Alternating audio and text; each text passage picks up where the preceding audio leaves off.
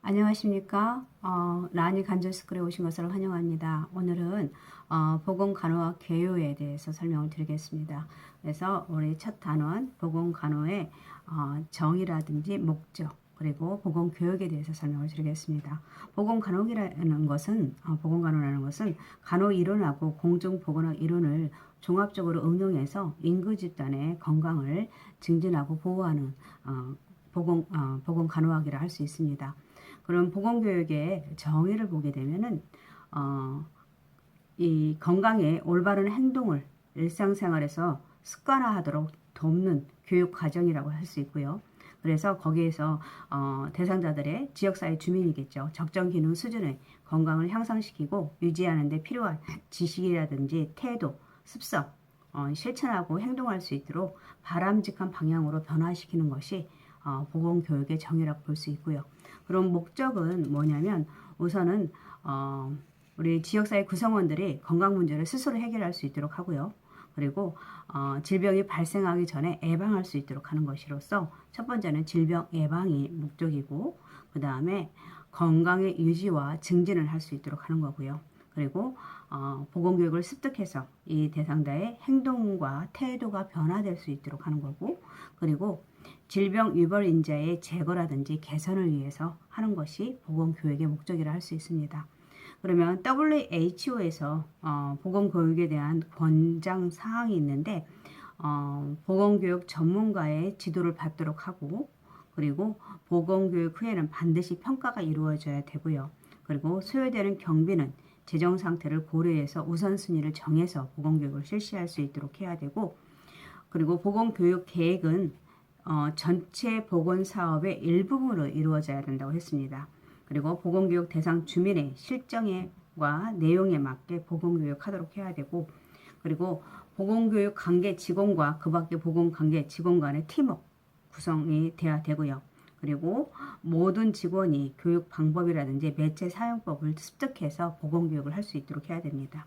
그리고 주민이 희망하는 것이 무엇이고 그 지역사회의 자원 등을 파악하고 그리고 대상 지역 사회라든지 주민에 대해서 애비조사가 먼저 필요합니다. 보건교육 하기 전에 애비조사 요구도 사정이겠죠. 그래서 그거에 어떤 것들인지 먼저 애비조사가 필요하고 대상 주민의 그 대표하고 함께 계획을 수립하고 그리고 지역 주민 자신들의 일이라는 느낌과 확신을 갖도록 해야 됩니다.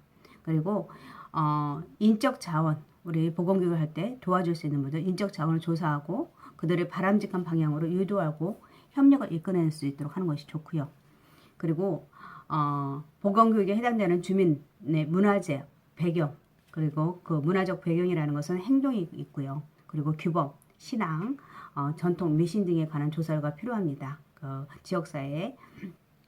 그리고 보건교육을 실시하기 전에 그 교육의 전체 대상보다 작은 일부로 대상으로서 교육 연습을 그러니까 먼저 실시를 해보고 나서 그 효과를 보도록 하고 나서 이게 전체 지역사회 주민한테 괜찮은 건지 먼저 교육 연습을 실시해 볼 수 있도록 하는 것이 좋습니다. 이게 WHO에서 주민에 대한 보건교육을 하고 있는 권장사항이라 할 수 있습니다.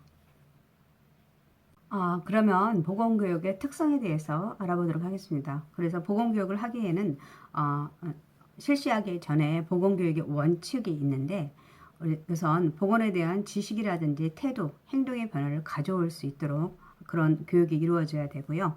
그리고 보건교육 후에 효과에 대한 평가 반드시 이루어져야 되고 그리고 보건교육을 계획할 때 대상자의 요구도를 반영해야 됩니다. 그리고 대상자에게 적합한 교육 방법을 선택하도록 해야 되고 그리고 보건교육 수행할 때 교육 대상자와 자기 발전 참여 의도가 있어야 됩니다. 그래서 결국은 대상자 우리가 보건교육을 실시할 때 그 대상자와 함께 상의해서 그걸 가지고 할 수 있도록 하는 것입니다. 그러면 보건교육의 진행 방향을 보게 되면은 우리가 보건교육을 할 때는 쉬운 것부터 먼저 시작해서 어려운 것으로 순서로 진행해야 되고요.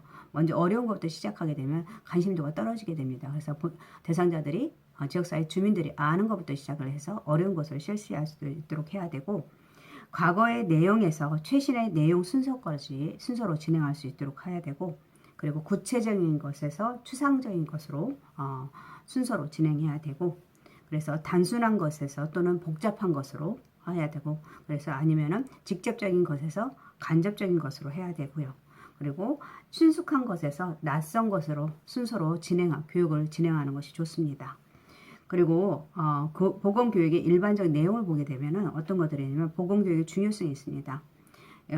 할 때는 지역사회 간호 업무 중 보건교육은 가장 포괄적이고 중요하다고 할 수 있습니다. 그래서 금연을 시작한 지 일주일 지난 사람들을 대상으로 금단, 증상, 대처법에 대해서 교육을 실시할 수 있거나 가장 대표적인 예를 들 수 있겠죠.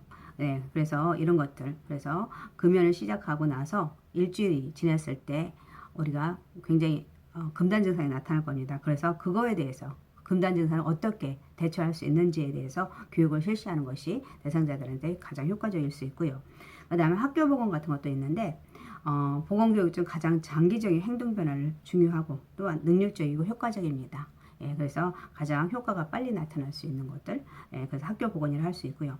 그리고 보건교육 대상은 지역사회 주민 전체로 볼 수 있고요.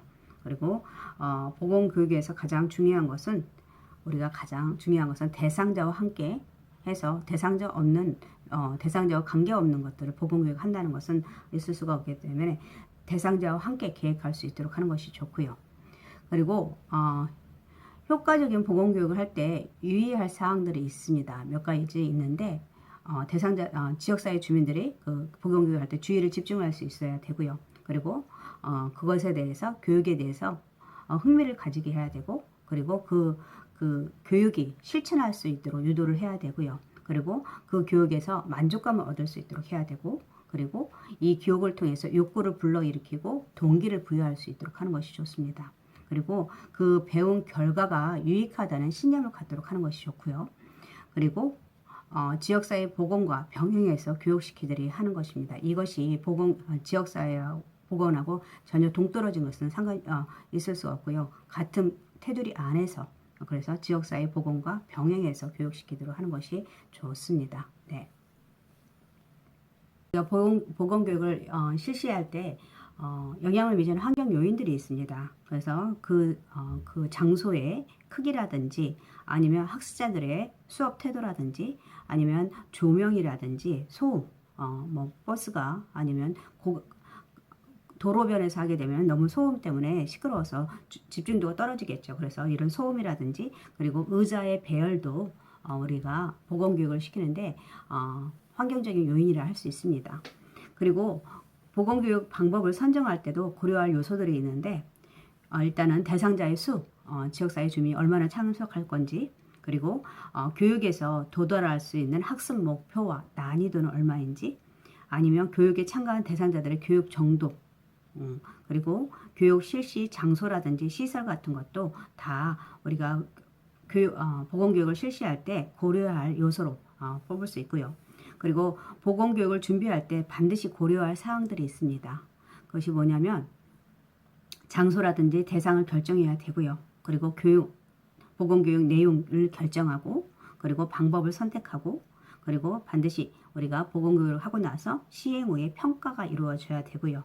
그리고 피교육자의 이해가 가장 중요합니다. 그러니까 지역사회 주민의 이해 정도도 가장 중요하겠죠. 보건교육 실시한 후에 그것들이 우리가 보건교육하고 나서 고려할 사항이라 할 수 있습니다.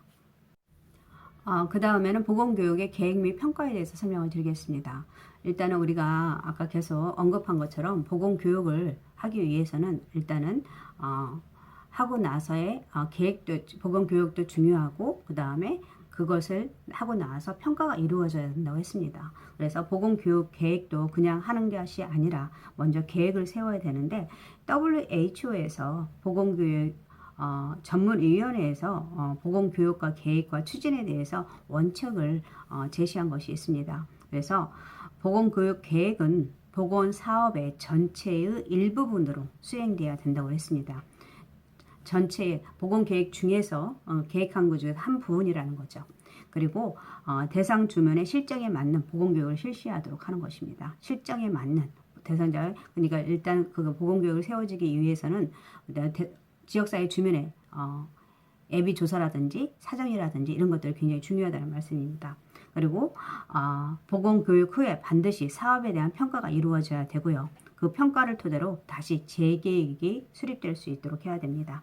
그래서 우리 평가 단계를 보게 되면 우선 자료 수집이라는 것은 지역사회 주민에 대한 자료 수집, 가장 필요한 것이 무엇인지, 그리고 자료가 분석, 그 자료를 수집한 거에 대해서 자료가 수집이 분석을 해야 됩니다. 그리고 그거에 대해서 결과를 판정하고, 그리고 결과에 대해서 재적용할 수 있도록 하는 것이 보건교육 평가에서 이루어지는 거고요.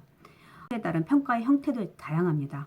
따라서 보면은 진단평가와 형성평가, 총괄평가가 있는데, 우리가 이 진단평가, 형성평가, 총괄평가 이거에 대해서 우리가 구체적으로 개념 정리가 확실히 이루어져야 됩니다. 제가 문제를 정리하면서, 기출문제를 정리하면서 보니까 이거에 대해서 계속 나오고 있습니다. 진단평가, 형성평가, 총괄평가, 그리고 과정평가가 있습니다. 과정평가라는 것은 형성평가가 똑같죠. 비슷한 말일 수가 있고요.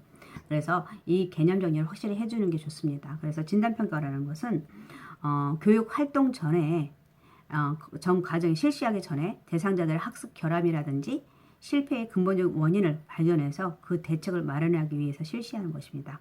그래서 학생을 대상으로 했을 때 학생을 대상으로 학교 폭력이라든지 흡연 예방을 위해 보건교육을 실시 전에 평가를 하는 것입니다.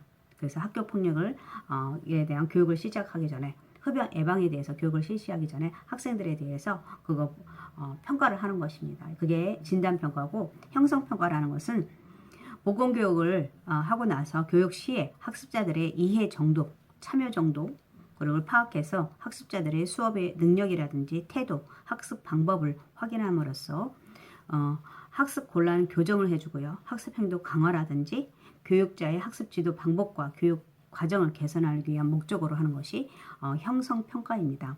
이것은 다른 말로 과정평가라고 할 수 있고요. 그 다음 총괄평가는 이제 교육이 끝난 다음에 하는 거죠. 예. 그래서 학습 과제라든지 교육 내용이 끝난 다음에 실시하는 대상자 학업 성취 수준을 종합적으로 확인하는 것이 목적입니다. 그래서 이 교육에 대해서 어느 정도 효과를 냈는지를 확인하는 것이 총괄평가이고, 그 다음에 과정 중에 하는 것이 학습자들의 이해 정도라든지 참여 정도를 파악할 수 있는 것이 형성평가고, 그 다음에 교육을 실시하기 전에 하는 것이 진단평가라고 할 수 있습니다. 그래서 이 진단평가, 형성평가, 총괄평가는 확실하게 우리가 알고 넘어갈 수 있도록 하는 것이 좋습니다. 그러면 보건교육의 실시 절차를 보겠습니다. 보건교육을 할 때는 우리가 3단계로 나눠지는데 도입과 전개, 종결이라고 할 수 있습니다. 그래서 도입이라는 것은 우리가 교육에 들어가기 전에 대상자들의 관계 형성, 라포 형성이죠. 예, 라포 형성을 할 수 있는 거고, 이 라포 형성이 잘 돼야지만이 우리가 처음부터 막 들어가는 게 아니라 먼저 인사말과 그 다음에 이 간단하게 소개하는 거죠. 예, 그래서 만약에 보건교육에 대해 교육을 한다면은 먼저 폐암 사진을 보여주면서 이런 것들에 관심을 일으키도록 동기부여를 하도록 하는 것입니다. 그래서 학습 동기를 높여주어서 대상자들이 본격적인 교육을 받는 전개 단계로 할 수 있습니다. 그래서 관심을 갖도록 하는 단계가 도입 단계.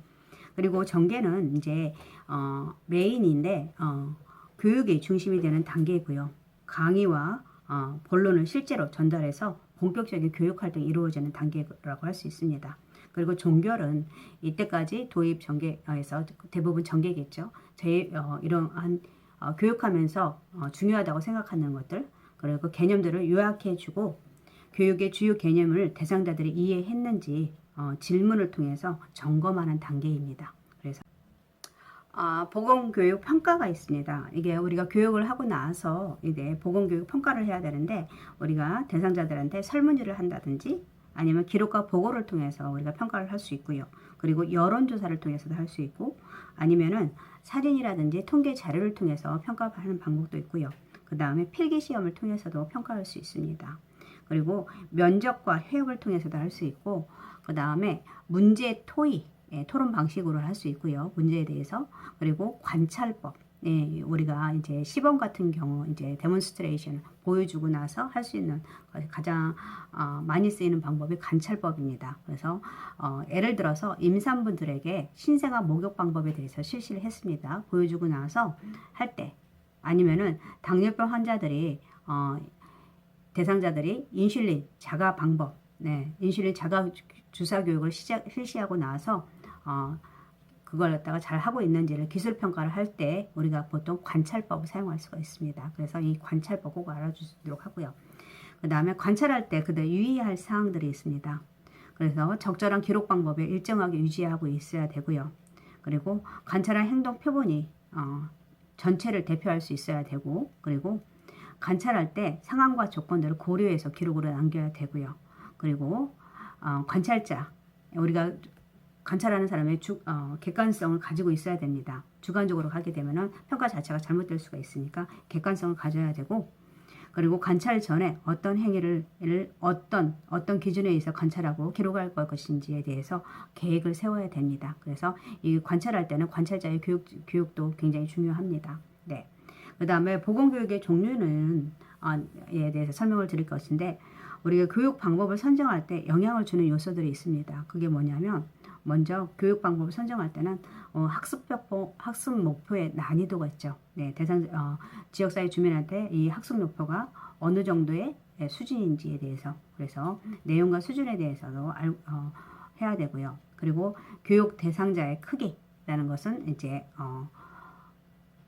어느 정도까지 가능한지, 아니면 실시 장소라든지 시설과 교육에 참가한 대상자들의 교육 정도라든지 교육 시간과 시기, 교육자의 학습 지도 기술 등이 우리가 교육 방법 선정할 때 영향을 주는 요소라고 할 수 있습니다.